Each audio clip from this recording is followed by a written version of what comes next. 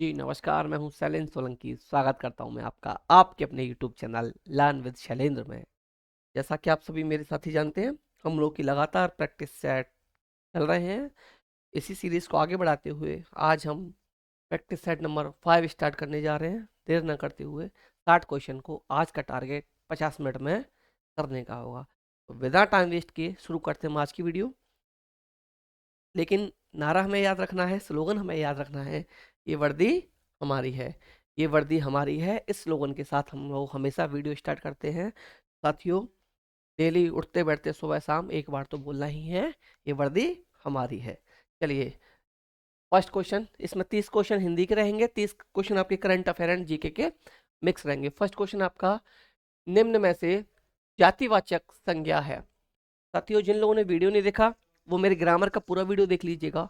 मैंने वहां आपको संपूर्ण ग्रामर एक ही वीडियो में कवर करा रखा है। तो साथियों, बात करें हम जातिवाचक संज्ञा की, तो संज्ञा मैंने पूरा पढ़ा रखा है। तो मैंने जातिवाचक संज्ञा, व्यक्तिवाचक संज्ञा, द्रव्यवाचक संज्ञा, इन सब में अलग अलग भेद बता रखे थे। तो बात करें, देखिए, गंगा शब्द की साथियों, ये हो जाएगा हमारा व्यक्तिवाचक संज्ञा। क्या हो जाएगा? व्यक्तिवाचक। बात करें प्यार और क्रोध की साथियों, इन दोनों में क्या हो जाएगी? भाववाचक संज्ञा हो जाएगी। कौन सी? भाववाचक। अब बचता कौन है? एक बचता है साथियों हमारे पास पहाड़। पहाड़ हमारे पास आंसर हो जाएगा, क्योंकि पहाड़ साथियों संपूर्ण जाति का बोध कराता है। पहाड़ों के अगर नाम अलग अलग कर दिए जाते साथियों, तो वो किस में आ जाते? व्यक्तिवाचक संज्ञा में आ जाते। जैसे कि गंगा साथियों, गंगा अगर नदी यहाँ पर होता तो नदी जातिवाचक संज्ञा हो जाती, और नदी का साथियों हमने एक नाम दे दिया कि गंगा नदी, तो साथियों गंगा जो हो गया आपका, ये क्या हो गया? व्यक्तिवाचक संज्ञा में आ जाएगा। तो अगला देखते हैं हम लोग, क्वेश्चन नंबर 2। आज हम लोग टाइम थोड़ा जल्दी जल्दी करने की कोशिश करेंगे ना। सेम देखिए, दूसरा क्वेश्चन, नदी है। चार ऑप्शन आपके पास, व्यक्तिवाचक संज्ञा, भाववाचक संज्ञा, जातिवाचक संज्ञा, या द्रव्यवाचक संज्ञा। तो अभी मैं बता के आया था साथियों कि नदी आपका किस में आ जाएगा? नदी आएगा आपका जातिवाचक संज्ञा में। वहीं अगर हम नदी को नाम दे देते, जैसे यमुना, मैंने नदी को नाम दे दिया यमुना, ठीक है ना, सोन नदी, गंगा, ये सब मैंने नाम दे दिए, तो ये हमारा कहाँ पहुंच जाएगा? ये हो जाएगा फिर हमारा व्यक्तिवाचक संज्ञा में आ जाएगा। किस में आएगा? व्यक्तिवाचक संज्ञा में हमारा ये आ जाएगा। आपको ये याद रखना है। क्वेश्चन नंबर 3 देखेंगे हम लोग। क्वेश्चन नंबर 3 है हमारा, इनमें से भाववाचक संज्ञा किस में है? किस में है? इनमें से भाववाचक संज्ञा किस में है? आपके तीन ऑप्शन है। सत्य, चार ऑप्शन, पहला सत्य, दूसरा पुस्तक, तीसरा शेर, और चौथा पानी। साथियों, बात करें चार ऑप्शन की, आपका ये क्या हो जाएगा? ये द्रव्यवाचक संज्ञा हो जाएगा, द्रव्यवाचक। शेर साथियों, अगर पशु होता, पशु आपका जातिवाचक हो जाता। शेर है यहाँ पर, शेर को मैं व्यक्तिवाचक कर सकता हूँ, ये हो जाएगा आपका व्यक्तिवाचक। पुस्तक है साथियों, पुस्तक जातिवाचक में आएगी। अगर पुस्तक को नाम दे देते हम रामायण महाभारत इस तरीके से, तो वो क्या हो जाता? व्यक्तिवाचक। तो ये हो जाएगी आपकी जातिवाचक। जातिवाचक, तो हमारे पास ऑप्शन बचता है साथियों एक, जो है सत्य, और सत्य हमारा क्या हो जाएगा? सत्य हमारा हो जाएगा भाववाचक संज्ञा। तो साथियों, नेक्स्ट क्वेश्चन हम लोग देखते हैं। इसमें क्वेश्चन नंबर हमारा 4 जो है, ये है, एक व्यक्ति के स्थान पर पूरे समुदाय के रूप में प्रयुक्त होने वाले शब्द क्या कहलाते हैं? यानी कि एक व्यक्ति के स्थान पर पूरे समुदाय का जो बोध कराते हैं। तो चलिए, ग्रुप वाली बात आ गई। ग्रुप की बात जहां आ जाए, मैंने आपको बता रखा है कि समुदाय की जहां बात की जाए, वो आपका क्या होता है? समूहवाचक संज्ञा के अंदर आएगा। किसके अंदर? समूहवाचक संज्ञा के अंदर आएगा। एक्सप्लेनेशन पे कम ध्यान दिया जाएगा, क्योंकि पूरा डिटेल वीडियो में डाल चुका हूँ। कंप्लीट वीडियो में बहुत अच्छे से वहाँ एक्सप्लेन किया गया है। तो यहाँ सिर्फ हम प्रैक्टिस करेंगे, और प्रैक्टिस का मतलब साथियों, हम लोग स्पीड से करने की कोशिश करेंगे क्वेश्चंस को। संज्ञा है, संज्ञा क्या है साथियों? विकारी या अविकारी या विशेषण, या इनमें से कोई नहीं। तो साथियों, मैंने अविकारी या अव्यय पढ़ाए थे, जिनमें किसी भी प्रकार का परिवर्तन नहीं किया जा सकता। अविकारी का मतलब जिसमें किसी प्रकार का परिवर्तन नहीं किया जा सकता। तो विकारी क्या हो गए? जिनको बदला जा सकता है, जिसमें परिवर्तन किया जा सकता है। तो साथियों, संज्ञा के शब्दों में हम लोग परिवर्तन कर सकते हैं, बदल सकते हैं। तो इसीलिए जो संज्ञा शब्द हो जाएगा हमारा, ये विकारी हो जाएगा। संज्ञा शब्द क्या हो जाएगा हमारा? विकारी हो जाएगा। अगला क्वेश्चन, कुशल से भाववाचक संज्ञा बनेगी, कुशल से भाववाचक संज्ञा बनेगी। पहला है हमारा कौशल, दूसरा कुशलता, तीसरा दोनों, चौथा ऑप्शन को इनमें से कोई नहीं। तो साथियों मैंने भाववाचक संज्ञा वगैरह बनाना सब कुछ करा रखा है। ग्रामर का ऐसा कोई भी टॉपिक नहीं है जो मैंने आप लोगों के लिए छोड़ा हो, जिसमें आप लोगों को किसी भी प्रकार की प्रॉब्लम आई। तो साथियों कुशल से आपका कौशल और कुशलता, ये दोनों ही भाववाचक संज्ञा बन जाएंगी। क्या ही बनेगा? दोनों ही आपकी भाववाचक संज्ञा किससे बनेंगी? आपकी कौशल शब्द से, कुशल शब्द से बन जाएंगी। हमारा जब पहला सही है, दूसरा सही है, जब दोनों ऑप्शन ठीक हो जाएंगे तो हम लोग सी ऑप्शन को टिक कर देंगे, जिसका आंसर हमारा दोनों करेक्ट हो जाएगा। क्वेश्चन नंबर 7, हिंदी शब्दों का लिंग निर्धारण किसके आधार पर होता है? हिंदी शब्दों का लिंग निर्धारण किसके आधार पर होता है? तो मैंने पूरी वीडियो कराई थी, तो वहां एक नोट डाल के लिखाया था आपको कि हिंदी शब्दों का निर्धारण साथियों किस लिंग निर्धारण किसके आधार पर होता है? संख्या के आधार पर होता है। किसके आधार पर होता है? संख्या के आधार पर लिंग निर्धारण आपका होता है। तो आज की वीडियो में संज्ञा, सर्वनाम और क्रिया से आपके क्वेश्चंस रहने वाले हैं, 30 क्वेश्चंस। क्वेश्चन नंबर 8, समीप, समीप से भाववाचक संज्ञा बनेगी। समीप से कौन सी भाववाचक संज्ञा बनेगी, ये आपको बताना है कि समीप से कौन सी भाववाचक संज्ञा बनेगी। पहला वर्ड समीपी, दूसरा समीपन, तीसरा सामीप्य, चौथा इनमें से कोई नहीं। तो समीप से जो भाववाचक संज्ञा बनने वाली है आपकी, ये रहेगी सामीप्य। क्या हो जाएगी? सामीप्य से हमारी भाववाचक संज्ञा बन जाएगी। क्वेश्चन नंबर 9, द्रव्यवाचक संज्ञा का प्रयोग किया जाता है। द्रव्यवाचक संज्ञा का प्रयोग किया जाता है। जिन्होंने 4 घंटे 42 मिनट की मेरी वीडियो देखी है, वहां नोट डालकर लिखाया गया था। 3 संज्ञा मैंने आपको बताई थी कि इन 3 संज्ञाओं का प्रयोग किसमें किया जाता है? एक वचन में किया जाता है। उनमें से साथियों आपकी द्रव्यवाचक संज्ञा भी एक थी। बाकी की 2 कौन कौन सी थी आपको कमेंट में बताना है कि 2 संज्ञा मैंने कौन कौन सी बताई थी जिनका प्रयोग हमेशा एक वचन में किया जाता है। नोट डालकर स्पेशली 3 संज्ञाओं के बारे में मैंने बात की थी कि इन 3 संज्ञाओं का प्रयोग हमेशा एक वचन में किया जाएगा। तो उनमें से द्रव्यवाचक भी एक थी, तो इसलिए हमारा इसका आंसर क्या हो जाएगा? एक वचन में प्रयोग किया जाता है द्रव्यवाचक संज्ञा का। क्वेश्चन नंबर 10, बच्चा से भाववाचक संज्ञा बनेगी। बच्चा से भाववाचक संज्ञा बनेगी। पहला, बच्चे से बच्चा ही बनेगी, या बच्चे बनेगा, या बचपन बनेगा, या बच्चापन बनेगा। साथियों भाववाचक संज्ञा बनाना थोड़ा सा प्रैक्टिस कीजिएगा, या जो एग्जाम्पल मैंने ली है इनको भी बार बार प्रैक्टिस कर लीजिएगा। हो सकता है डायरेक्ट एग्जाम्पल इसी तरीके से आपसे पूछ लिया जाए। तो बच्चा से भाववाचक संज्ञा बनेगी, ये बन जाएगी हमारी बचपन। क्या बन जाएगी? हमारी बचपन हो जाएगा हमारा भाववाचक संज्ञा। क्वेश्चन नंबर 11, मुझे किस प्रकार का सर्वनाम है? मुझे किस प्रकार का सर्वनाम है? फर्स्ट अन्य पुरुष, दूसरा मध्यम पुरुष, तीसरा उत्तम पुरुष। क्या? अन्य पुरुष, मध्यम पुरुष और उत्तम पुरुष। साथियों इसकी मैंने बहुत अच्छी ट्रिक बताई थी आपको, इतनी अच्छी ट्रिक बताई थी कि आप लाइफ में कभी भी गलती नहीं करोगे कि उत्तम पुरुष और मध्यम पुरुष, अन्य पुरुष में कौन कौन से सर्वनाम आए थे। तो एक बार फिर सुन लीजिए जिन लोगों ने वीडियो नहीं देखा अभी तक। कि साथियों सबसे पहले मैं अपनी बात करूंगा, मैं और मेरा परिवार, यानी कि मैं, मेरा, हम, हमारा, ये सब किस में आ जाएंगे? उत्तम पुरुष में आ जाएंगे। किस में आ जाएंगे? उत्तम पुरुष में।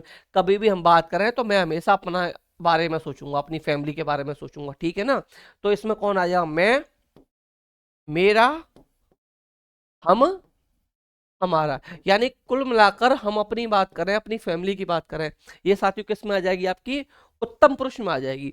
अब फिर बात करेंगे हम उसके बाद तुम्हारी। फिर किसकी बात करेंगे हम? तुम्हारी, यानी तुम, तुम्हारा और आप। तुम, तुम्हारा और आप। सम्मान देने के लिए, रेस्पेक्ट देने के लिए हम लोग तुम की जगह आपका यूज कर लेते हैं, तो ये आ जाएगा आपका मध्यम पुरुष। अब बाकी का जो भी बचा हुआ याद करने की जरूरत नहीं है, आपको लर्न करना ही नहीं है। लर्न सिर्फ क्या करना है, इस ट्रिक को याद रखिए। उत्तम पुरुष मैं और मेरा परिवार, मध्यम पुरुष तुम तुम्हारा परिवार, बाकी के बचे हुए जितने भी हैं इन सबको डाल देंगे हम किसमें? अन्य पुरुष में डाल देंगे। इसमें डाल देंगे अन्य पुरुष में बचे हुए जितने भी बचे हुए। आप कहो सर ये वो, सब कुछ जो भी बचा है वो सारा का सारा किसके अंदर आएगा? इसके अंदर ही आपका आ जाएगा। मैं फिर सुनिए ट्रिक। उत्तम पुरुष मैं, मेरा परिवार, मध्यम पुरुष तुम, तुम्हारा परिवार, बचे हुए आपके अन्य। पुरुष में आ जाएंगे। ठीक है ना, मैं समझता हूँ ट्रिक समझ में आ गई होगी। तो मुझे के लिए करेक्ट आंसर हो जाएगा आपका उत्तम पुरुष। क्या हो जाएगा? उत्तम पुरुष के लिए करेक्ट आंसर हो जाएगा। क्वेश्चन 12, निश्चयवाचक सर्वनाम। निश्चयवाचक यानी फिक्स कर दे, निश्चित, निश्चित कर दे, आंसर को निश्चित कर दे, वो क्या होता है? हमारा निश्चयवाचक सर्वनाम होता है। चार ऑप्शन, कौन, कुछ, क्या, वह। कौन आ रहा है? पता नहीं, पता ही नहीं कौन आ रहा है। उसने कुछ खाया, क्या खाया हमें नहीं पता, उसने कुछ खाया। वह क्या पढ़ रहा है? पता नहीं क्या पढ़ रहा है, आंसर नहीं मिल रहा हमें, निश्चित है ही नहीं कुछ भी। वह आ रहा है, कौन आ रहा है? वह आ रहा है, फिक्स है कि वह जो है वह आ रहा है। तो निश्चयवाचक सर्वनाम क्या हो गया? निश्चित हो गया कि कौन आ रहा है, कौन पढ़ रहा है, कौन खा रहा है, कौन सो रहा है, तो वह सो रहा है। ठीक है ना। अगला क्वेश्चन हमारा 13, संबंधवाचक सर्वनाम। संबंधवाचक सर्वनाम मैंने आपको पढ़ा रखा था, जो संबंध बताते, एग्जाम्पल तक सेट देके बताए थे। कोई, कोई क्या संबंध बताएगा? कौन, कोई संबंध नहीं बता रहा। वह संबंध नहीं बता रहा। जो पढ़ेगा वो वर्दी पाएगा, जो पढ़ेगा वो वर्दी पाएगा, जो प्रैक्टिस करेगा उसे वर्दी मिलेगी, जो प्रैक्टिस करेगा उसे वर्दी मिलेगी। तो साथियों संबंधवाचक में आपका क्या आ जाएगा? आपका डी ऑप्शन आ जाएगा, जो हो जाएगा जो। क्वेश्चन नंबर 14, अनिश्चयवाचक सर्वनाम का प्रयोग किस वाक्य में है? अनिश्चयवाचक सर्वनाम का प्रयोग किस वाक्य में है? पहला, जो करेगा सो भरेगा। दूसरा, वह इधर आ निकला। तीसरा, उसके पास कुछ है। चौथा, इनमें से कोई नहीं। तो साथियों एक हिंट दे देता हूं, इनमें से कोई नहीं गलत हमारा ऑप्शन है। बताइए कौन सा ऑप्शन होगा? कौन सा ऑप्शन होगा? कौन सा ऑप्शन होगा? संबंधवाचक जो, तो यानी कि देखिए, संबंधवाचक जो यानी कि ये हो नहीं सा, एक और कट गया। एक और क्या बताया था? निश्चयवाचक। निश्चयवाचक निश्चित कर दे कौन आ रहा है, कौन पढ़ रहा है, कौन सो रहा है, तो वह पढ़ रहा है, वह सो रहा है, वह आ रहा है, ये हो गया। थर्ड, अनिश्चयवाचक जो पता ही न चले हमें, उसके पास कुछ है। क्या है हमें नहीं पता, उसके पास कुछ है, हमें नहीं पता उसके पास क्या है, तो कुछ है। तो कुछ किस में आ गया आपका? अनिश्चयवाचक सर्वनाम में आपका क्या आ जाएगा? कुछ आ जाएगा। तो करेक्ट आंसर जो हो जाएगा इसके लिए क्या हो जाएगा हमारा? कुछ हो जाएगा। बाकी का ज्यादा कुछ है नहीं इसमें एक्सप्लेन के लिए, है ना। पुरुषवाचक सर्वनाम के कितने भेद होते हैं? पुरुषवाचक सर्वनाम के कितने भेद होते हैं? फर्स्ट ऑप्शन है आपका 4, दूसरा है 5, थर्ड ऑप्शन 3 और फोर्थ ऑप्शन 7। तो अभी अभी पढ़ा कर आया हूं मैं, कुछ पढ़ा कर आया था आपको। उत्तम पुरुष, उत्तम पुरुष, मध्य पुरुष, और एक पढ़ा के आया था अन्य पुरुष। क्या पढ़ा के आया था? अन्य पुरुष। तो साथियों ये क्या होते हैं हमारे? ये पुरुषवाचक सर्वनाम के भेद होते हैं। ये पुरुषवाचक सर्वनाम के भेद होते हैं। और ट्रिक भी बताई थी कि किस में आपका क्या आ जाएगा। उत्तम पुरुष में मैं और मेरा परिवार, मध्यम पुरुष तुम तुम्हारा परिवार, अन्य में बचे हुए। तो कितने प्रकार? 1 2 3, तो 3 प्रकार। तो आंसर हमारा 15 का जो करेक्ट हो जाएगा, ये सी ऑप्शन करेक्ट आंसर हो जाएगा। नेक्स्ट, पशु। पशु शब्द का भाववाचक संज्ञा, देर न करते हुए पशुता। पशु शब्द से जो भाववाचक संज्ञा बनेगी, ये बनेगी आपकी पशुता। अगला क्वेश्चन है हमारा 17। देखिए थोड़ा सा मैंने यहाँ बता दिया है, वो ये वीडियो से छूट गया था तो इसलिए डाल दिया कि अगर एग्जाम में पूछ लिया जाए तो कोई भी चीज़ मैं नहीं चाह रहा कि ऐसी कोई भी छूटे जो आपको कराई ना जाए, आप एग्जाम में देख कर ये ना बोले कि सोलंकी सर ने हमें ये तो पढ़ा ही नहीं। साथ ही विश्वास कीजिएगा, हिंदी के 37 क्वेश्चन की जिम्मेदारी मैंने यहाँ ली है कि आप जब पेपर करके आओगे तो 37 क्वेश्चन आपके सही जाने वाले हिंदी में। और करंट अफेयर जीके में भी आप देखिएगा, वीडियो देखते चलिए कि आप कितना ज़्यादा इंप्रूव कर चुके हो, क्योंकि टॉपिक वो सेलेक्ट किया जा रहा, भीड़ नहीं जारी की जा रही, क्वेश्चंस की सिलेक्टेड क्वेश्चन पढ़ाए जा रहे हैं यहाँ पर आपको। और एग्जाम्पल भी ऐसे दिए जा रहे हैं यहाँ पर, जो एग्जाम्पल यूज कर रहा हूँ मैं, कि ज्यादा उनका रेशियो एग्जाम में आने का रहा है। तो साथियों संज्ञा के जो गणना के आधार पर ना 2 भेद हैं। गणना के आधार पर कितने भेद हैं? 2 भेद हैं। कौन कौन से? एक है गणनीय, दूसरा अगणनीय। गणनीय यानी कि जिसकी गणना की जा सके, अगणनीय को गिना नहीं जा सके। गणना यानी कि जिसको हम गिन सकते हैं, जैसे मेरे पास 4 पेन है, 4 क्या है? गिना जा सकता है, 4 को हम गिन सकते हैं। उसके पास 20 पेंसिल है, उसके पास 5 किताब है, ये सब साथियों क्या है? गिना जा सकता है। उसके पास कुछ चावल है, तो साथियों ये गिना नहीं जा सकता। तो ये किस में आ जाएगा, अगढ़नी में आ जाएगा। व्युत्पत्ति के आधार पर संज्ञा के 3 भेद कौन कौन से, रूढ़, यौगिक, योग रूढ़। प्रीवियस 3 वीडियो में रूढ़, यौगिक, योग रूढ़ शब्दों में अच्छे तरीके से एक्सप्लेन कर चुका हूं, परिभाषा लिखा चुका हूं, उदाहरण देके मैं आपको समझा चुका हूं। तो आई होप ये चीज आपके समझ में पहले से ही आ रही होगी। गणना के आधार पर 2 भेद बताने थे, गणना और गणनीय और अगणनीय। गणनीय मतलब जिसकी गणना की जा सकते, जिसको गिना जा सके, अगणनीय जिसको गिना नहीं जा सके। इतना आपको याद रखना है। क्वेश्चन नंबर 18, हिंदी में मूल सर्वनाम 11 हैं और प्रयोग के आधार पर 6 भेद में आपको लिखा चुका हूं, सभी के मैं आपको नेम भी लिखा चुका हूं। लेकिन आपसे पूछ ले कि मूल सर्वनाम कितने हैं, तो मूल सर्वनाम 11 होते हैं, लेकिन जब यूज करते हैं प्रयोग के आधार पर सर्वनाम के 6 भेद होते हैं। तो ऑप्शंस को थोड़ा सा देख लीजिएगा, क्वेश्चन देख लीजिएगा कि किस तरीके से आपसे क्वेश्चन पूछा गया है, उसी तरीके से आपको टिक लगा के आना है। 11 हो तो 11, और 11 नहीं दे रखा हो वहां पर तो 6 हो तो 6 टिक का आप कर दीजिएगा। या डिटेल में दे दे क्वेश्चन को कि मूल सर्वनाम कितने हैं, तो 11 होते हैं, वहां फिक्स कर दीजिएगा आंसर, भले ही 6 हो, फिर आपको वहां पर 6 टिक नहीं करना है। मूल सर्वनाम पूछे तो 6 टिक नहीं करना है, 11 लगाने हैं। प्रयोग के आधार पर पूछे 11 दे रखा हो तो गलत कर देना, 6 सही कर देना, और यहां पर ये सही कर देना, ठीक है ना। लेकिन अगर वहां पर सर्वनाम पूछे सिर्फ और 11 ऑप्शन ना हो तो 6 को टिक कर दीजिएगा, और 6 ऑप्शन ना हो 11 हो तो 11 को टिक कर दीजिएगा। ऐसा नहीं होगा कि क्वेश्चन को घुमा दो दोनों ऑप्शन दे दे, ऐसा पॉसिबल नहीं है। अगर मूल सर्वनाम लिख देगा तो याद रखना है क्या टिक करना है, 11 टिक करना है। और अगर प्रयोग के आधार पर पूछे तो 6 टिक करना है, और सिर्फ सिंपली पूछे सर्वनाम के कितने भेद होते हैं, तो 11 या 6 में से आपको एक ऑप्शन वहां को देखने के लिए मिल जाएगा वहां पर। सेम ऐसे ही संज्ञा में आपका मैं जो बता दूं आपको, संज्ञा वैसे 5 प्रकार, मैंने 3 प्रकार बताए हैं, आपको पता है, मैंने जातवाचक में ही वो पढ़ा दिए थे। तो कभी कभी क्या होता है, वो 5 ऑप्शन ना देके 3 ऑप्शन देता है, तो 3 करेक्ट ऑप्शन हो जाएगा। और 3 ना हो 5 दे रखा हो तो आप पांचों को अलग अलग काउंट करके 5 कर सकते हो ऑप्शन। नेक्स्ट क्वेश्चन नंबर 19, भाववाचक संज्ञा कौन सी है, भाववाचक संज्ञा कौन सी है, लड़कपन, लड़कापन, लड़काई या लड़काईपन। बताइए साथियों, इन 4 ऑप्शन है आपके पास, तो साथियों इनमें से भाववाचक संज्ञा जो हो जाएगी ये आपका ऑप्शन ए करेक्ट आंसर हो जाएगा। लड़कपन जो होता है ये भाववाचक संज्ञा होती है। क्वेश्चन नंबर 20 की तरफ बढ़ते हैं हम लोग। 20 क्वेश्चन क्या कह रहा है, वीर, वीर की भाववाचक संज्ञा रूप है। वीर का क्या पूछा गया है, वीर का साथियों यहाँ पर आपसे भाववाचक संज्ञा रूप पूछा गया है। ऑप्शन दे रखे हैं आपको, पहला वीरता, दूसरा वीरत्व, तीसरा इनमें से दोनों, और चौथा ऑप्शन इनमें से कोई नहीं। तो वीर से जो भाववाचक संज्ञा बनती है, वीर से क्या भाववाचक संज्ञा जो बनेगी वो क्या बनेगी, वीरता बनेगी और वीरत्व भी बनेगी। तो ये दोनों जो ऑप्शन करेक्ट हो जाएंगे, तो यानी कि फाइनल आंसर जो बनेगा हमारा वो क्या बनेगा, ऑप्शन सी हमारा फाइनल आंसर हो जाएगा। क्वेश्चन नंबर 21, यह घोड़ा बहुत अच्छा है।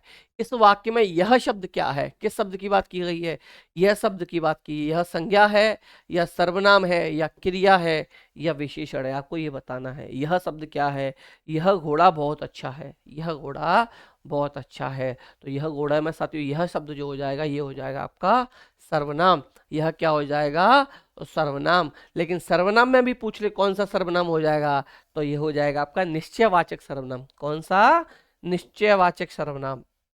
निश्चयवाचक सर्वनाम आपका हो जाएगा, हमने फिक्स कर दिया, हमें पता चल गया कौन सा घोड़ा, यह घोड़ा निश्चयवाचक सर्वनाम हो जाएगा आपका। अगर पूछा जाए कौन सा सर्वनाम तो निश्चयवाचक सर्वनाम, और ये पूछा जाए क्या है तो इसमें सर्वनाम हो जाएगा आपका। क्वेश्चन नंबर 22, सीता सो रही है, कौन सी क्रिया है, सीता सो रही है कौन सी क्रिया है। क्रिया साथियों मैंने आपको पढ़ा रखा है, अकर्मक हो, सकर्मक हो, पूर्वकालिक हो, नाम सारी नाम धातु हो, द्विकर्मक हो, एक कर्मक हो, सभी क्रिया मैंने आपको अच्छे से, जातीय क्रिया हो, सभी क्रियाओं को एक एक करके विद डेफिनेशन विद एग्जाम्पल अच्छे से मैंने पढ़ाया है, ठीक है ना। तो इसमें पूछा गया है कि सीता सो रही है में कौन सी क्रिया है। तो देखिए इसमें द्विकर्मक, दो कर्म है नहीं, ये नहीं होगा। एक काम होने के बाद दूसरा काम नहीं हो रहा तो पूर्वकालिक क्रिया होगी नहीं। अब बचता है दो, दो की ट्रिक अगर आपको याद है तो पता लगा लेंगे। सीता सो रही है, क्या सो रही है, आंसर नहीं पता, आंसर नहीं पता तो क्या हो जाएगा अकर्मक, और क्या का आंसर मिल जाता तो क्या हो जाता सकर्मक। सकर्मक का मतलब कर्म सहित और अकर्मक का मतलब कर्म रहित। सकर्मक होता है आपका कर्म सहित, कर्म सहित, और अकर्मक का मतलब होता है कर्म रहित, यानी कि बिना कर्म के, बिना कर्म के। अकर्मक क्या होता है बिना कर्म के, और सकर्मक क्या होता है कर्म सहित यानी कि कर्म के साथ। और द्विकर्मक में दो कर्म बताए थे मैंने, और पूर्वकालिक क्रिया में एक कार्य समाप्त होने के बाद दूसरा कार्य होता है। नेक्स्ट, माताजी खाना बनाती हैं, तो देखिए आंसर क्या बनाती हैं, क्या बनाती हैं, क्या बनाती हैं, क्रिया में क्या लगाना है, क्या लगाना है, क्या बनाती हैं खाना। खाना का आंसर मिला तो अकर्मक नहीं होगी। अच्छा, क्रिया काट दीजिएगा यहाँ से, इनमें से हमें बताना है, ठीक है ना।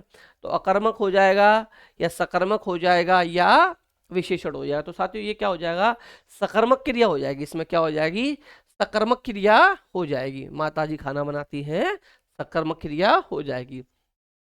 अगला है, मैंने उससे खत लिखवाया, मैंने उससे खत लिखवाया। तो साथियों इस किसी से कोई काम कराने के लिए मैंने क्या बताया था, प्रेरणार्थक क्रिया होती है। कौन सी, प्रेरणार्थक क्रिया का हम लोग यूज किस में करते हैं, किसी से कोई काम कराने के लिए। मैंने उससे खत लिखवाया, तो इसमें क्या हो जाएगी, प्रेरणार्थक क्रिया आपकी हो जाएगी।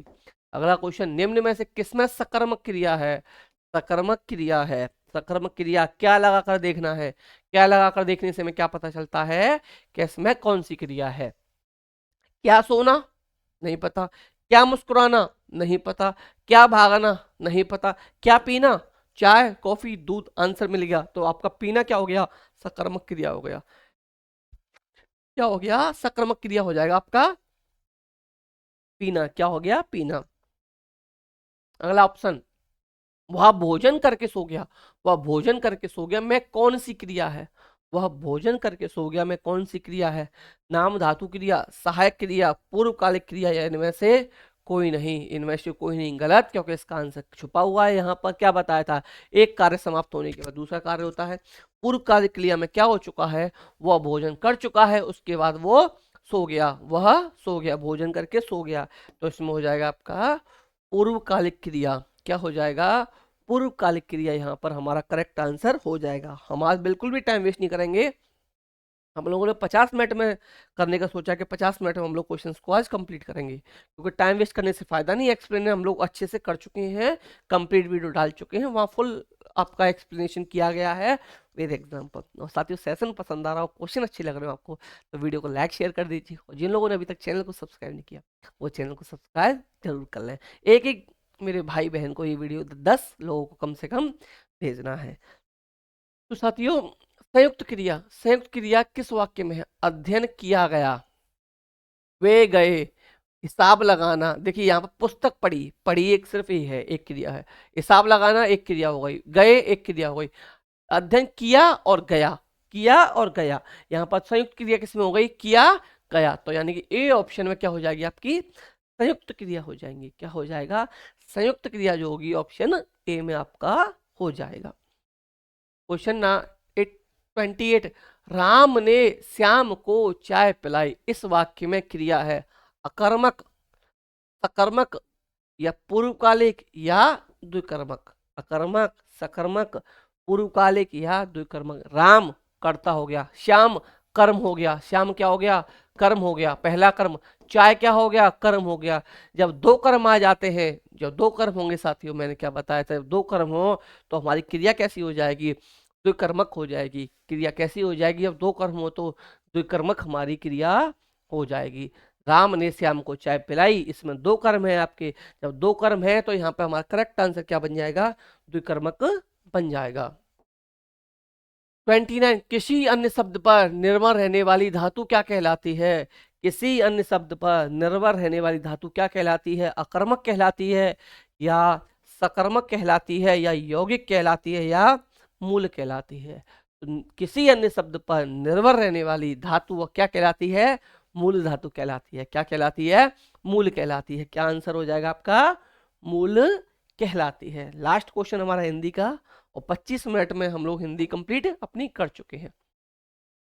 जिस वाक्य में कर्म और क्रिया एक ही धातु से बनी हो वह क्रिया क्या कहलाती है? जिस वाक्य में क्रिया और कर्म एक ही धातु से बने हो वह क्रिया क्या कहलाती है? फर्स्ट अकर्मक क्रिया कहलाती है, या नाम धातु क्रिया कहलाती है, या पूर्वकालिक क्रिया कहलाती है, या सजातीय क्रिया कहलाती है? तो साथियों इस प्रकार की क्रिया जो एक ही धातु से बनी हो उसके क्रिया और कर्म वो क्या कहलाती है? सजातीय क्रिया कहलाती है। जैसे कि उसने लड़ाई लड़ी, उसने क्या किया? लड़ाई, लड़ाई और लड़ी, देखिए एक ही से बन गए। किससे बन गए? एक ही से बने। लड़ाई और लड़ी आपका एक ही धातु से बने हैं। एक ही धातु से क्या बना है आपका? कर्म भी बनी है। कर्म क्या है? इसमें लड़ाई है। और लड़ी क्या हो गई? आपकी क्रिया है। तो एक ही धातु से बने क्रिया और कर्म आपके क्या कहलाते हैं? इस प्रकार की क्रिया जो होगी ये सजातीय क्रिया कहलाती है। क्या कहलाती है? सजातीय क्रिया कहलाती है। तो इतने ऑप्शन हमारे कंप्लीट हो चुके हैं हिंदी के। अब हम करने जा रहे हैं अपने करंट अफेयर और जीके के क्वेश्चंस। फर्स्ट क्वेश्चन, मैनपुरी सैनिक स्कूल का नाम बदलकर, बादल नहीं बदल है ये, बदलकर क्या कर दिया गया है? मैनपुरी सैनिक स्कूल है साथियों, उसका नाम बदलकर क्या कर दिया गया है? पहला ऑप्शन जनरल बिपिन रावत सैनिक स्कूल, नरेंद्र मोदी सैनिक स्कूल, या अटल बिहारी सैनिक स्कूल, या गांधी जी सैनिक स्कूल। तो साथियों मैनपुरी का जो सैनिक स्कूल, सबसे पहले मैनपुरी का सैनिक स्कूल कहाँ पर है? अगर राज्य पूछ लिया जाए तो राज्य याद रखना है आपको, ये यूपी में है। कहाँ पर है? यूपी, उत्तर प्रदेश में है। और साथियों इसके जो सैनिक स्कूल का नाम बदल कर दिया गया है, ये हमारे पहले CDS chief of defence staff जो हमारे बीच आज नहीं है, जनरल बिपिन रावत के नाम पर इनका इस सैनिक स्कूल का नाम रखा गया है। तो जनरल बिपिन रावत सैनिक स्कूल किसका नाम कर दिया गया है? मैनपुरी सैनिक स्कूल का नाम बदलकर कर दिया गया है। अगला, झांसी रेलवे स्टेशन का नाम बदलकर क्या कर दिया गया है? ये बदल है, झांसी रेलवे स्टेशन का नाम बदलकर क्या कर दिया गया है? Veerangana Lakshmibai railway station, Narendra Modi railway station, Mahatma Gandhi railway station, या नेताजी सुभाष चंद्र रेलवे स्टेशन। तो साथियों याद रखना, अगर इसका भी राज्य पूछ ले तो ये भी कहां पर है आपका? यूपी, उत्तर प्रदेश में है झांसी रेलवे स्टेशन। और एक ट्रिक याद रखना है इसको याद रखने की, झांसी की रानी हमें अच्छे से पता है, झांसी की रानी खूब लड़ी वो मर्दानी, वो तो झांसी वाली रानी थी, सबने सुन रखा है, पढ़ रखा है झांसी की रानी के बारे में। तो झांसी की रानी कौन थी? लक्ष्मीबाई थी। तो इन्हीं के नाम पे रखा गया है। इस ट्रिक को आप याद रखना कि झांसी रेलवे स्टेशन का नाम वीरांगना लक्ष्मीबाई रेलवे स्टेशन कर दिया गया है। इतना आपको याद रखना है। क्वेश्चन नंबर अगले की तरफ चलते हैं। सलीम दुर्रानी का निधन 2 अप्रैल 2023 को हो गया। 2 अप्रैल 2023 को निधन हुआ किसका? सलीम दुर्रानी का। वो क्या थे? ये क्रिकेटर थे, फुटबॉलर थे, लेखक थे, कवि थे, अभिनेता थे, क्या थे? आपको इतना बताना है। तो साथियों सलीम दुर्रानी का निधन हो गया। निधन कब हुआ? निधन की डेट भी आपको थोड़ी सी याद रखनी है, 2 अप्रैल 2023। वैसे शायद डेट इंपॉर्टेंट नहीं है, नहीं पूछेगा, सिर्फ ये पूछ सकता है ये क्या थे। तो साथियों सलीम दुर्रानी क्या थे? क्रिकेटर थे। क्या थे? क्रिकेटर थे। क्वेश्चन 34, नागरन उड्डयन क्षेत्र में सहयोग को बढ़ाने के लिए किन दो देशों के बीच में समझौता हुआ है? नायोग उड्डयन क्षेत्र में सहयोग को बढ़ाने के लिए किन दो देशों के बीच में समझौता हुआ है, ये आपको बताना है। First option Bharat Japan, second option Bharat Pak, third option पाक और अमेरिका, चौथा ऑप्शन न्यूजीलैंड और भारत। 4 ऑप्शन दिए गए हैं कि नागरिक उड्डयन क्षेत्र में सहयोग को बढ़ाने के लिए किन दो देशों के बीच में समझौता हुआ है। तो साथियों ये समझौता जो हुआ है ये हुआ है न्यूजीलैंड और भारत। जल्दी में पहले न्यूजीलैंड दे रखा है, इसको देखकर टिक मत कर, गलत मत कर देना, ध्यान से सभी ऑप्शंस को पढ़ लेना, दोनों नाम उसको ध्यान से पढ़ लेने हैं आपको। न्यूजीलैंड और भारत के बीच हो जाएगा। और साथियों ये समझौता जब जो हुआ ये हुआ आपका सितंबर 2023 में, सितंबर 2023 में हुआ, इतना आपको याद रखना है। सितंबर महीने में हुआ 2023 में। नागरिक उड्डयन क्षेत्र में बढ़ावा देने के लिए, सहयोग को बढ़ावा देने के लिए न्यूजीलैंड और भारत के बीच में समझौता सितंबर 2023 में हुआ। क्वेश्चन नंबर 35, चौथा समुद्र शक्ति 2023 सैन्य अभ्यास कहां आयोजित किया गया? मुंबई, बाटम, पुणे, मालदीव। 4 ऑप्शन है।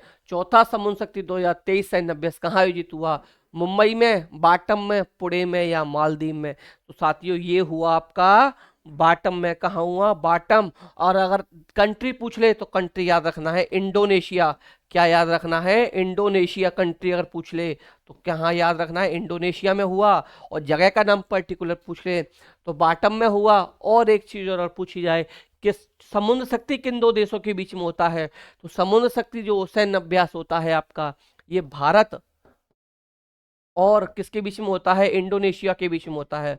भारत और इंडोनेशिया के बीच में होता है। इसमें अगर ये पूछ ले कि कौन सी सेनाओं के बीच होता है तो साथियों ये आपकी होती है नेवी। नेवी के बीच में होता है। नौसेना जो होती है साथियों, नौसेना के बीच में आपका ये होता है, याद रखना। समुद्र शक्ति किन दो देशों के बीच होता है? भारत इंडोनेशिया के बीच होता है। कौन सी सेनाओं के बीच होता है? नौसेनाओं के बीच होता है।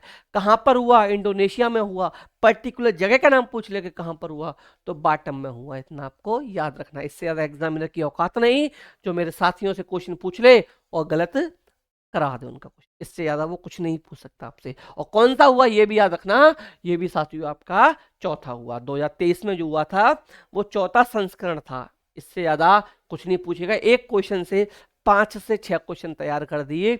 मेरी क्वेश्चन की लैंग्वेज भी इस तरीके से बनाता हूं मैं क्वेश्चन, जिससे आपके एक क्वेश्चन सॉल्व करो तो 5 से 6 क्वेश्चन आपके सॉल्व वहां पर हो जाएं।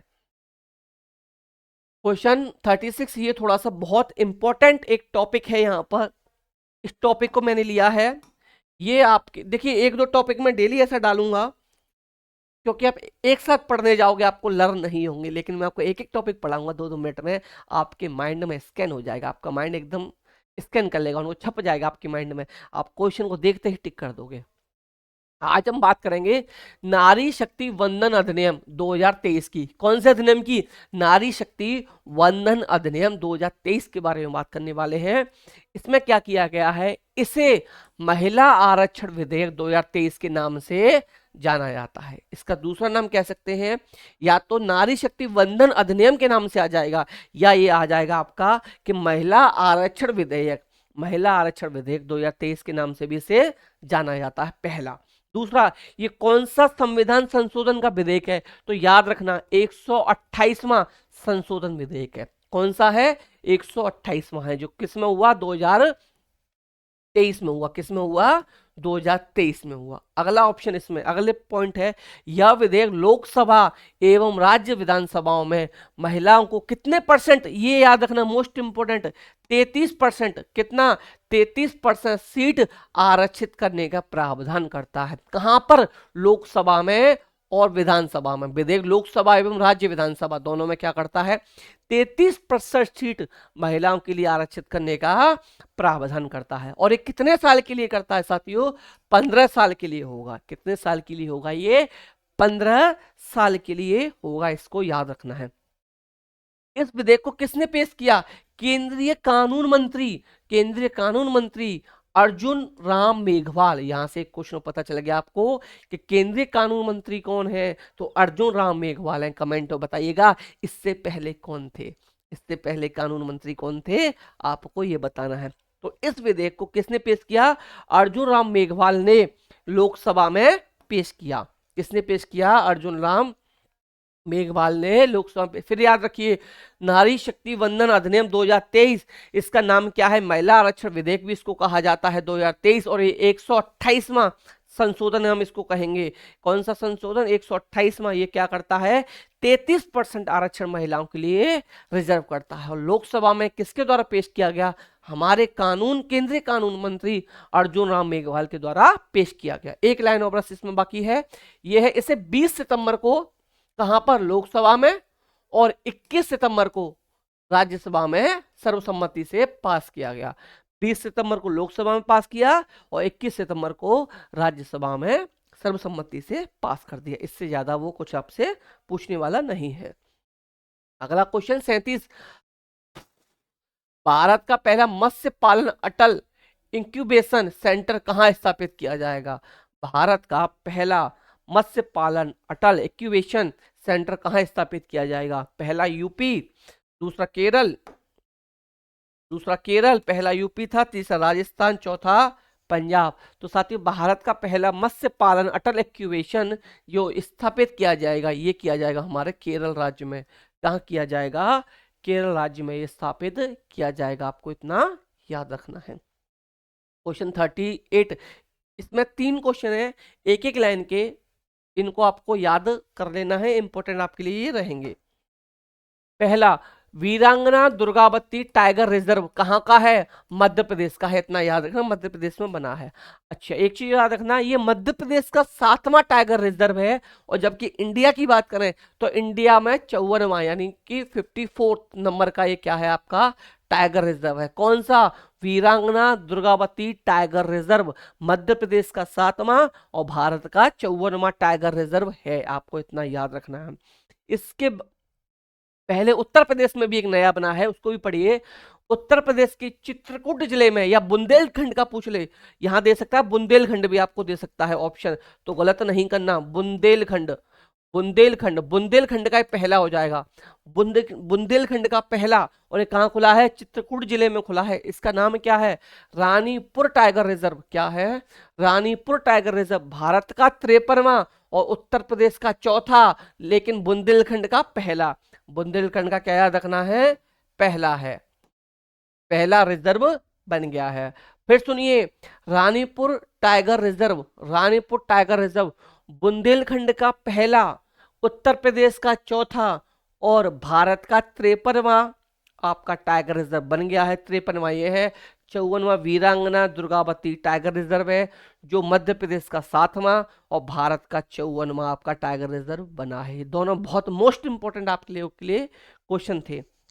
अच्छा, यूपी का ये बना है 4था। अब आप हम जब यूपी पुलिस की बात करें तो चारों आपके लिए इंपॉर्टेंट हो जाते हैं। तो बाकी के 3 कौन कौन से हैं? तो सबसे पुराना याद रखना, सबसे पहला पूछा जाए और सबसे बड़ा पूछा जाए तो आपका है दुधवा। दुधवा कहाँ पर है? दुधवा नेशनल पार्क कहाँ पर है आपका? लखीमपुर खीरी में। कहाँ पर? लखीमपुर खीरी। दूसरा था साथियों आपका पीलीभीत टाइगर रिजर्व, दूसरा पीलीभीत टाइगर रिजर्व था। तीसरा आपका अमनगढ़ है, अमनगढ़ टाइगर रिजर्व, और अमनगढ़ टाइगर रिजर्व आपका बिजनौर में। फिर बता रहा हूं, दुधवा टाइगर रिजर्व आपका लखीमपुर खीरी में है, अमनगढ़ टाइगर रिजर्व आपका बिजनौर में है, और तीसरा पीलीभीत टाइगर रिजर्व आपका पीलीभीत में है। चौथा आपका कहाँ खुला है? बुंदेलखंड में खुला है। जिला पूछा जाए बिजनौर में, चित्रकूट हो जाएगा, वहां पर क्या हो जाएगा आपका? रानीपुर टाइगर रिजर्व आपका हो जाएगा। ये बहुत ही मोस्ट इंपॉर्टेंट क्वेश्चंस मैं कहूंगा इनको, ये हो सकता है आपके एग्जाम में बन जाए, और यहीं से बनेगा, सब कुछ यहीं से बनेगा, बाहर इससे जाएगा नहीं। अगला, भारत के या की 84वां 84th ग्रैंड मास्टर कौन बने हैं? ग्रैंड मास्टर आपको जानते हो साथियों, शतरंज बनते हैं हमारे, चेस या शतरंज जिसे बोला जाता है। चेस में क्या बनते हैं? हमारे ग्रैंड मास्टर बनते हैं। और अब तक कितने ग्रैंड मास्टर बन चुके हैं? 84 ग्रैंड मास्टर बन चुके हैं। कमेंट में बताना है आपको, पहले ग्रैंड मास्टर कौन बने थे, ये आपको कमेंट में बनाना है। तो कितने बन चुके हैं अब तक? 84 बन चुके हैं। तो 84 कौन से हैं? जो 84वें नंबर के ग्रैंड मास्टर हैं, ये कौन है? ये साथियों हमारी हो जाएंगी वैशाली रमेश बाबू। ये लड़की है वैशाली रमेश बाबू, याद रख लेना। रमेश बाबू पर मत चले जाना, वैशाली से देख लेना ये कौन है। और अगर एक और क्वेश्चन में घुमाने के लिए, हमें कंफ्यूज करने के लिए क्या करता है, हमसे ये पूछ लिया जाता है कि वैशाली रमेश बाबू जो 84वीं ग्रैंड मास्टर आपकी बनी है, ये कहाँ की रहने वाले हैं? तो साथियों मैंने यहाँ पर नोट कर दिया है, ये कहाँ की रहने वाली है? ये साथियों आपकी चेन्नई की रहने वाली हैं। एग्जामिनर और डिटेल में जाए और डीप में जाए तो हमसे पूछ ले 83वें ग्रैंड मास्टर कौन बने? तो साथियों 83वें आपके कौन थे? आदित्य सामंत थे, जो कहाँ के रहने वाले थे? आदित्य सामंत कहाँ के रहने वाले हैं? महाराष्ट्र के रहने वाले हैं। तो साथियों ये हो जाएंगे आपके 83वें। और ज्यादा डिटेल में जाए तो 82वें, और डिटेल में चला जाए तो 81वें। इससे पुराना एग्जामिनर आपसे साथियों नहीं पूछेगा। तो 81वां याद रखना, सयांतन दास, जो कहाँ के रहने वाले हैं? कोलकाता के रहने वाले हैं। 82वां पूछा जाए वो पल्ला है साथियों, वो पल्ला प्रणीत, ये कहाँ के? तेलंगाना के रहने वाले हैं। 83वें पूछे जाए तो आदित्य सामंत, ये महाराष्ट्र के रहने वाले हैं। 84 में पूछे जाएं तो वैशाली रमेश बाबू, जो चेन्नई की रहने वाले हैं। इससे ज्यादा एग्जामिनर नहीं पूछेगा।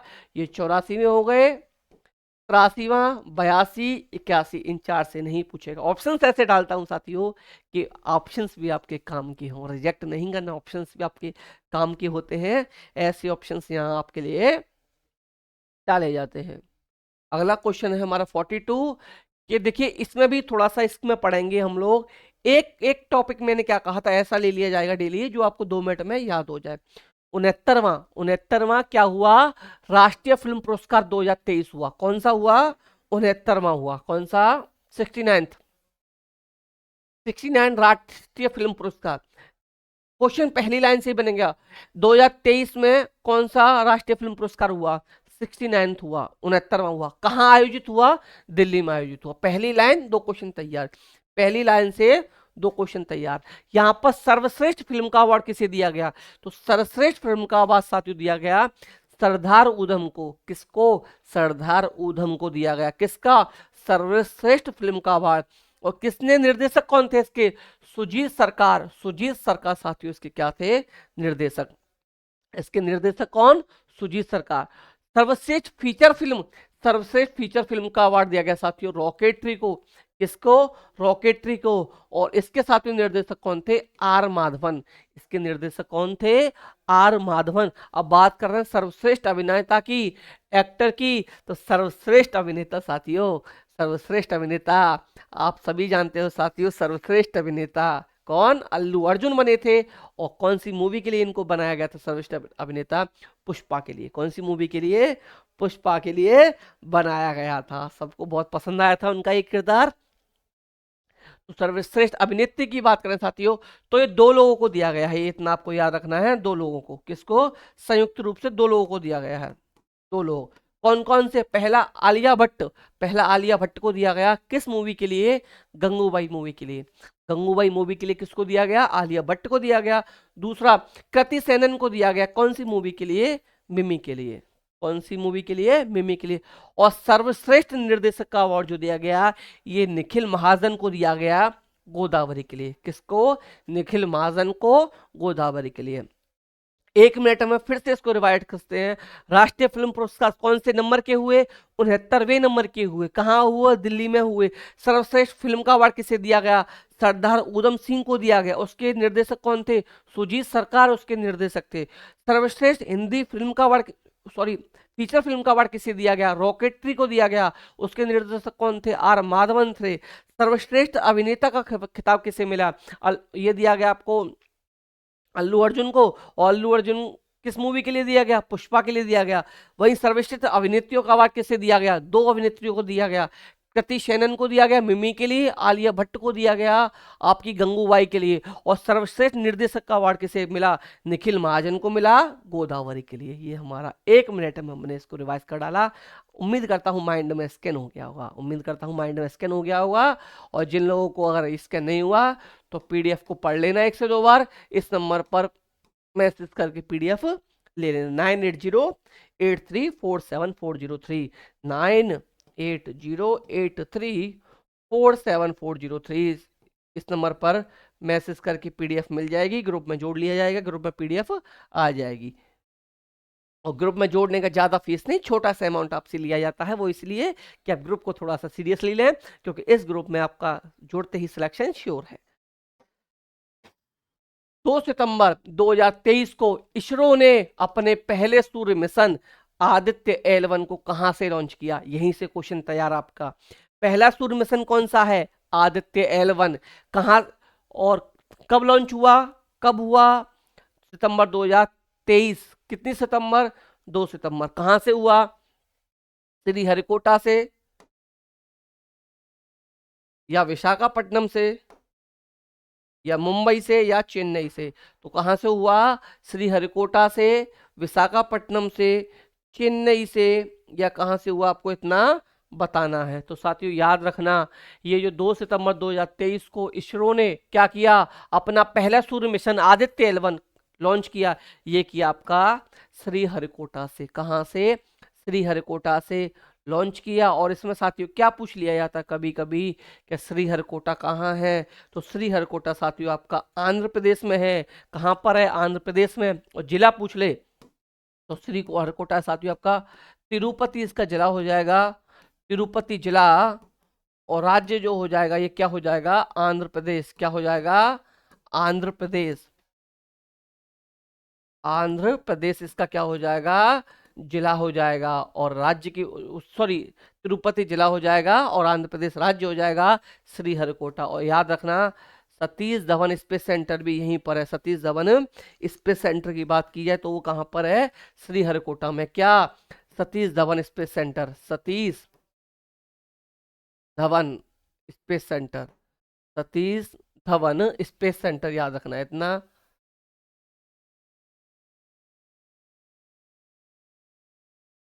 सतीश धवन स्पेस सेंटर ये कहाँ पर है आपका? श्रीहरिकोटा। अगर आपसे जिला पूछा जाए तो तिरुपति और राज्य पूछा जाए तो तेलंगाना। इससे ज्यादा एग्जाम आपसे कुछ नहीं पूछेगा। 2 सितंबर 2023 को पहला सूर्य मिशन, जिसका क्या नाम दिया गया है? आदित्य L1। इतना याद रखना है।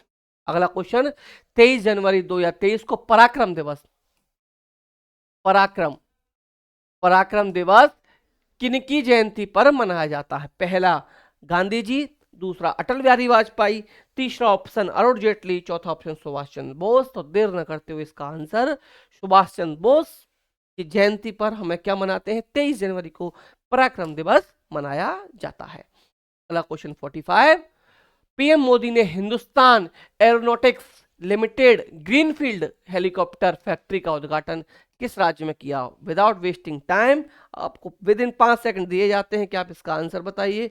अगर नहीं बता सकते तो 5 सेकंड बाद इसका आंसर मैं बताता हूं। 1 2 3, करेक्ट, 4 5। एक्सप्लेन के लिए कुछ है नहीं इसमें। पीएम मोदी ने Hindustan aeronautics limited helicopter factory का उद्घाटन जिस राज्य में किया? ये राज्य साथियों हमारा कर्नाटक। कहां पर? कर्नाटक में किया। क्वेश्चन 46, इनको ध्यान से पढ़िएगा, मजेदार 4 ऑप्शन ऐसे डाले हैं जो मजा आएगा। और 3 से 4 ऑप्शन इसलिए डाले कि एक क्वेश्चन को पढ़ने से आपके 3 से 4 चीजें क्लियर हो जाए। रासलीला, नौटंकी, कजरी, चरकुला किस राज्य के नृत्य हैं? रासलीला, नौटंकी, कजरी, चरकुला किस राज्य के नृत्य हैं? तो साथियों ये नृत्य हो जाएंगे आपके उत्तर प्रदेश के। इसके उत्तर प्रदेश के। अब बात करें साथियों हम राजस्थान के नृत्य की, तो इंपॉर्टेंट एक एक बता देता हूं, एक एक दो दो। राजस्थान का सबसे इंपॉर्टेंट घूमर है आपका, घूमर सबसे इंपॉर्टेंट। इसके बाद कालबेलिया भी हो जाता है, कभी कभी कालबेलिया पूछ लेता है। कालबेलिया कहाँ का नृत्य है? तो कालबेलिया भी साथियों कहाँ का है आपका? राजस्थान। पंजाब की बात करें साथियों, पंजाब का साथियों भांगड़ा, भांगड़ा आपका पंजाब का सबसे पॉपुलर है। भांगड़ा और सबसे ज्यादा पॉपुलर है। और गिद्धा भी इस यहीं का है। भांगड़ा और गिद्धा ये 2 सबसे ज्यादा पॉपुलर पंजाब के हैं। महाराष्ट्र की बात की है तो महाराष्ट्र के एक सबसे पॉपुलर लावड़ी। कौन सा? लावड़ी महाराष्ट्र का सबसे पॉपुलर है। उत्तर प्रदेश के 4 बता दिए, रासलीला, नौटंकी, कजरी, चरकुला। यूपी का इससे बाहर नहीं पूछेगा। राजस्थान के घूमर और कालबेलिया 2 बता दिए। यहाँ पर पंजाब का भांगड़ा और गिद्धा बता दिया। महाराष्ट्र का लावड़ी एक और लिख लीजिए, तमाशा। तमाशा भी कहाँ का है? तमाशा भी आपका महाराष्ट्र का हो जाएगा। तो साथियों एक क्वेश्चन से आपके 4 और 2 6 और 2 8 और 2 10 क्वेश्चन आपके तैयार एक क्वेश्चन से। अगला, हिमाचल प्रदेश निम्न में से कौन सा हिल स्टेशन है? क्या इसको छोड़ दूं आपके कमेंट के लिए या बता दूं? हिमाचल प्रदेश कहाँ पर है आपका ये बताना। हिल स्टेशन, ये सारे के सारे हिल स्टेशन है। सारे के सारे क्या है आपके? हिल स्टेशन है। सभी क्या है? हिल स्टेशन के नाम है यहाँ पर। और हिमाचल कहाँ पर है आपको ये बताना है कि शिमला है या दार्जिलिंग है या आपका शिलोंग है या लेह है। तो साथियों क्या हो जाएगा बताइए जल्दी से। तो इसके लिए करेक्ट आंसर जो हो जाएगा हिमाचल प्रदेश का साथियों शिमला। क्या है? शिमला। क्या हो जाएगा आपका? हिमाचल प्रदेश का हिल स्टेशन।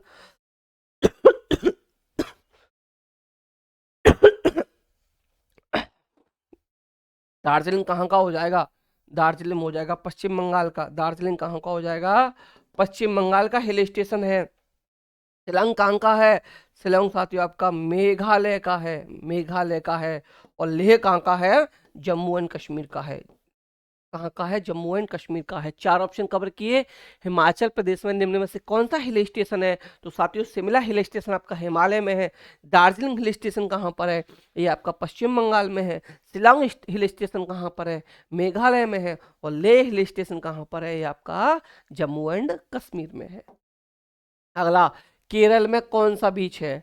केरल में कौन सा बीच है? बागा बीच, बागतोर बीच, अंगोड़ा बीच या कोझिकोड बीच। 4 बीच दे रखे हैं, आपको बताना है कि केरल का इनमें से बीच कौन सा है। तो साथियों केरल में जो बीच है कोझिकोड बीच है। कौन सा? कोझिकोड बीच आपका कहाँ पर है? केरल में है। बागा बीच, बागा बीच है आपका गोवा में। कहाँ पर है? गोवा में है। बागा बीच कहाँ पर है आपका? गोवा में है। कोझिकोड बीच केरल में है। बागतोर ये भी गोवा में है, ये भी गोवा में है बागतोड़ बीच। और आपका अरे सारे के सारे तीनों उसी के हो जाएंगे। ये तीनों किसी के हैं? ये तीनों के तीनों आपके बीच जो है साथियों ये हो जाएंगे गोवा के। कहाँ के? गोवा राज्य के हो जाएंगे। कौन कौन से? बागा बीच, बागतोर बीच, अंगोड़ा बीच, ये तीनों कहाँ के हो जाएंगे? आपके गोवा के हो जाएंगे। और कोझिकोड बीच की बात करें, ये आपका केरल का बीच हो जाएगा। अगला ऑप्शन, निम्न में से कौन सा दर्रा हिमाचल प्रदेश में है? निम्न में से कौन सा दर्रा हिमाचल प्रदेश में है? रोहतांग दर्रा, बड़ा लाचाला दर्रा और शिपिकीला दर्रा। तो साथियों याद रखना है, रोहतांग दर्रा ये आपका हिमाचल प्रदेश में है। बड़ा शिपिकीला भी है। अच्छा अच्छा, इनमें से सभी ऑप्शन है यहाँ पर। एक चीज देखिए, यहाँ ऑप्शन क्या दे रखा है? इनमें से सभी, क्योंकि देखिए रोहतांग और शिपिकीला आप अच्छे से पढ़ चुके होंगे जिनको पता है, और बड़ा लाचा भी ये भी यही है। तो इनमें से मुझे लगा इनमें से कोई नहीं ऑप्शन डाल दिया है यहाँ। तो यहाँ पर है इनमें से सभी। तो इनमें से सभी यहाँ पर है। रोहतांग दर्रा, बड़ा लाचा दर्रा, शिपिकीला दर्रा, ये सारे के सारे दर्रे आपके कहाँ पर है? आपके ये हिमाचल में है। अगला क्वेश्चन हो जाएगा 50, हिंद महासागर में निम्न में से कौन सा गर्त है? हिंद महासागर में निम्न में से कौन सा गर्त है? आपको इतना बताना है। सुंडा गर्त या मिन्नाव गर्त, टोंगा गर्त या मैरियाना गर्त। मैरियाना गर्त साहब को बताना है। मैरियाना गर्त साथियों सबने पढ़ रखा है, ये ऑप्शन नहीं होगा। इसके लिए मैं बता देता हूँ, ये आपका प्रशांत महासागर में। कहाँ पर है? ये आपका प्रशांत महासागर में है। प्रशांत महासागर में है। टुंडागढ़ हो जाएगा आपका हिंद महासागर में। किसमें? हिंद महासागर में आपका हो जाएगा टुंडागढ़। आपका मिंडनाव ये प्रशांत में है और टोंगा भी प्रशांत में है। तो साथियों ये तीनों किस में हो गए? आपके प्रशांत महासागर में।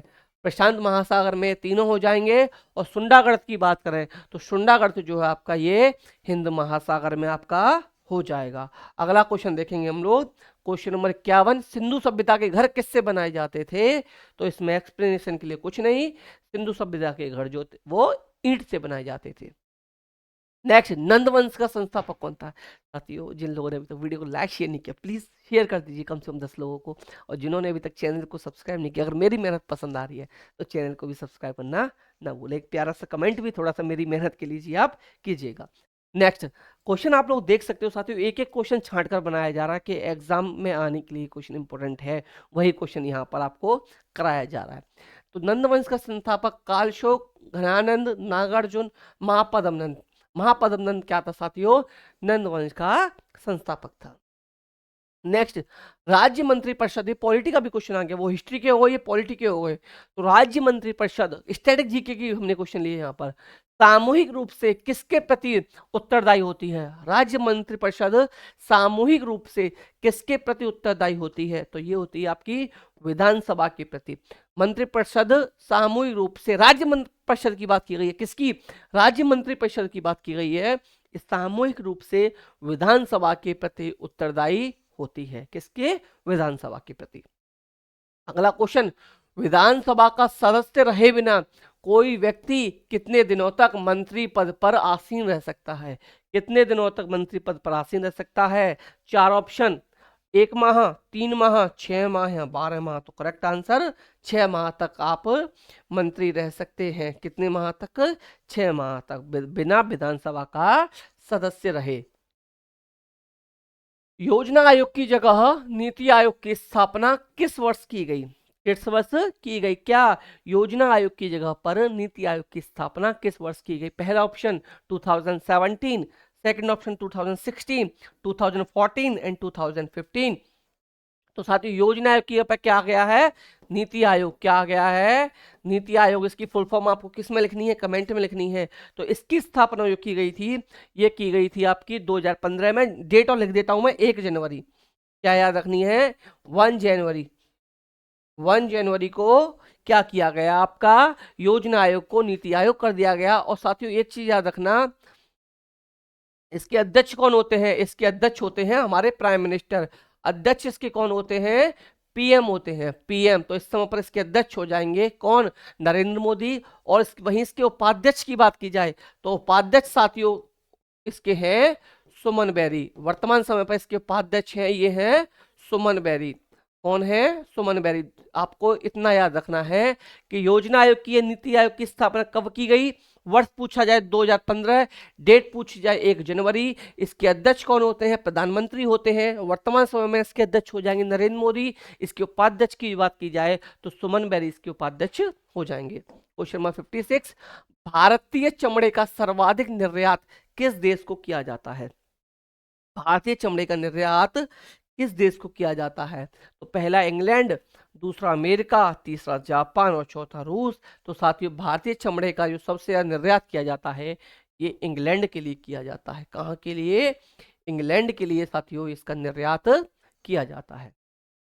अगला क्वेश्चन 57, भारत में कृषि आय कर लगाया जा सकता है राज्य सरकार द्वारा, केंद्र सरकार द्वारा, स्थानीय सरकार द्वारा। केंद्र और स्थानीय सरकार द्वारा। स्थानीय सरकार से मतलब आप समझ सकते हो, पॉलिटी की वीडियो मैंने आपको अच्छे से करा रखा है। तो साथियों कृषि कर जो लगाया जा सकता है ये राज्य सरकार द्वारा लगाया जा सकता है। किसके द्वारा लगाया जा सकता है?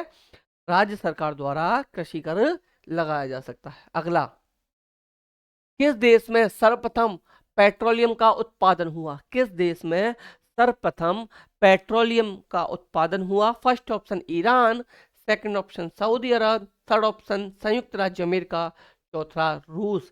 तो साथियों सबसे पहले जो पेट्रोलियम का उत्पादन हुआ था ये हुआ था हमारा का अमेरिका में। कहाँ पर? संयुक्त राज्य अमेरिका में। ईरान और सऊदी जोश में आके लगा मत देना, जोश में आके लगा मत देना। सबसे पहले जो हुआ था ये संयुक्त राज्य अमेरिका में हुआ था। अगला, विश्व में पवन ऊर्जा का सबसे बड़ा उत्पादक देश है। विश्व में पवन ऊर्जा का सबसे बड़ा उत्पादक देश है। फर्स्ट ऑप्शन चीन, सेकंड ऑप्शन अमेरिका। फर्स्ट चीन, second America, third Japan, fourth Bharat. 4 option दिए गए हैं। तो विश्व में ऊर्जा का सबसे बड़ा उत्पादक देश आपका क्या हो जाएगा? चीन हो जाएगा। कौन सा हो जाएगा? चीन हो जाएगा। वहीं भारत की बात करें तो साथियों भारत जो हो जाएगा उसका जो स्थान हो जाएगा चौथा हो जाएगा। कौन सा हो जाएगा? चौथा हो जाएगा। भारत का स्थान जो है कौन सा हो जाएगा? चौथा। पहला किसका हो जाएगा? चीन का, अमेरिका। देखो यही बता देता हूँ ये, हाँ यहाँ सही लिखे ये चारों। देखिए पहला किसका हो गया? चीन का हो गया। दूसरा किसका हो गया? अमेरिका का हो गया। तीसरा किसका है? जर्मनी का है। और चौथा भारत का है। याद रखना, पवन ऊर्जा में पहला स्थान चाइना, और चौथा स्थान भारत, दूसरा स्थान अमेरिका और तीसरा स्थान जर्मनी का हो जाएगा। अगला क्वेश्चन इस वीडियो का लास्ट क्वेश्चन हमारा, और 57 मिनट हो चुके हैं। तो साथियों 1 घंटे से ही पहले हमने यार 60 क्वेश्चन कर लिए। एस्किमो लोगों के ग्रीष्मकालीन निवास गृह क्या कहलाते हैं? एस्किमो जो होते हैं उनके गर्मियों के घरों को क्या कहा जाता? फर्स्ट युर्त, सेकंड काल, सी ट्यूपिक और फोर्थ इग्लू। फोर्थ इग्लू। तो साथियों जो एस्किमो लोगों के ग्रीष्मकाल जो घर होते हैं इन्हें ट्यूपिक कहा जाता है। क्या कहा जाता है? ट्यूपिक कहा जाता है। और ट्यूपिक किससे बनते हैं साथियों? जानवरों की खाल से, या कह सकते हैं भालू की खाल से। भालू की खाल से, भालू की खाल से बनते हैं। और साथियों इग्लू क्या होता है? इग्लू आपको याद रखना, इग्लू ये ग्रीष्मकालीन हो गया, ये शीतकालीन हो गया। इग्लू क्या होता है? इनका शीतकालीन मकान होता है। शीतकालीन घर जो होता है किसका? एस्किमोस का। एस्किमोस का शीतकालीन जो घर होता है इसको इग्लू कहा जाता है। और ये बनाया जाता है साथियों आपका बर्फ से। किससे बनाया जाता है? बर्फ से। तो इस तरीके से साथियों आज हमारे 60 क्वेश्चन होते हैं कंप्लीट। आई होप आपको सेशन पसंद आया होगा। सेशन पसंद आए तो वीडियो को लाइक कीजिए, शेयर कीजिए। कंटिन्यू हम लोग आपके साथ बने हुए हैं और लगातार प्रैक्टिस जारी रहेगी। जब तक, कब तक ये सीरीज जारी रहेगी तब तक ये वर्दी हमारी है। आपके बदन पर वर्दी आ नहीं जाती, आपकी वर्दी पक्की हो नहीं जाती, आपका ज्वाइनिंग लेटर साथ नहीं होता, लिस्ट में नाम नहीं आया था, तब तक साथियों प्रैक्टिस सेट यूं ही चलती रहेगी। देखिए मैं फिर कह रहा हूँ जिसे मैथ आता है उसके मैथ में मार्क्स आने ही आने हैं। जिसको रीजनिंग आती है वहाँ रीजनिंग मार्क्स ले ही आएगा। लेकिन सबसे ज़्यादा स्कोरिंग सब हिंदी को बहुत समझते हैं कि हम लोग कर लेंगे, लेकिन साथियों 37 वाले सोचते हैं हिंदी कर लूंगा, तो वो हिंदी कर पाएगा साथियों 25 से 30 के बीच में, वहीं आप ज़्यादा पढ़ जाओगे। तो साथियों 35 से 37 क्वेश्चन आप इसमें कर सकते हो। एडवांटेज देख सकते हो, 10 से 12 नंबर क्वेश्चन का एडवांटेज आपके लिए कितना बेनिफिट कर सकता है। ये आपको इसको सब्जेक्ट को बहुत अच्छे तरीके से लीजिए। सेम करंट अफेयर जीके में, एक एक क्वेश्चन आपके लिए छांट के कराया जा रहा है, और हर दिन मैं 2 से 3 टॉपिक आपके लिए छोटे छोटे टॉपिक भी ले आता हूँ। आज शाम को मैं ग्रैंड स्लैम पर भी एक वीडियो बनाने वाला हूँ, 10 मिनट में हमारा वो टॉपिक कंप्लीट हो जाएगा। तो वीडियो पसंद आई हो तो लाइक एंड शेयर कीजिएगा। मिलते हैं आपको से नेक्स्ट वीडियो में, तब तक आप लोग हंसते रहिए, मुस्कुराते रहिए। आपके जीवन का सबसे इंपॉर्टेंट काम साथियों समय पर वर्दी पाना, पढ़ना है तो पढ़िए और वर्दी पाइए। मिलते हैं नेक्स्ट वीडियो में। थैंक यू, नमस्कार, जय हिंद।